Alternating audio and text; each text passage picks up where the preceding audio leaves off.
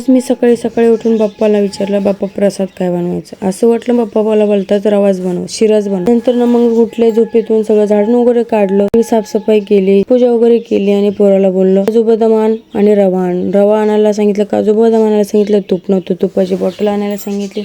नंतर काजू बदाम कापलं. माझं पोरग म्हणते काय सकाळी सकाळी काजू बदाम कापत बस. तर मी म्हणलं बाप्पाला रवा बनवायचा. मला बाप्पांनी सांगितलं मला आज रव्याचा प्रसाद कर. रव्याचा प्रसाद वगैरे केला, सगळ्या देवांना नैवेद्य वगैरे दाखवला, माझ्या स्वामींना, माझ्या मंदिरात, माझ्या बाप्पांना नैवेद्य दाखवला. नंतर मग आरतीची तयारी केली, सगळ्यांना आरतीला बोलवलं, आरती करून घेतली. मला खूप आवडतं देवाधर्माचं करायला. आरती वगैरे करून घेतली. माझी आई बोलली मी ठेचा बनवते. भरपूर मिरच्या वगैरे भाजून घेतल्या, चांगल्या लाल बुंद, चांगल्या काळ्या मिरच्या, उसर शेंगदाणे भाजून घेते, त्याच्यात लसूण टाकला, मीठ टाकला आणि आम्ही तव्यावर रगडतो. त्याच्यामध्ये मीच रगडतो, ते आम्ही उकळा वगैरे कुटत नाही. माझं जेवण वगैरे बनवून झालं, आम्ही जेवण वगैरे करायला घेतलं आणि भूका लागलेला भरपूर. पोरला मला त्याला जावा बघावतो आणि टीव्हीच बघत असतात. माझा पोरगा हाय हाय बाय बाय करत होतं. माझ्या पोरांची ना माझी सारखी कंटिन्यू मस्ती चालूच असते. असं नाही कॅमेऱ्यापुरतं आम्ही मस्ती करतो.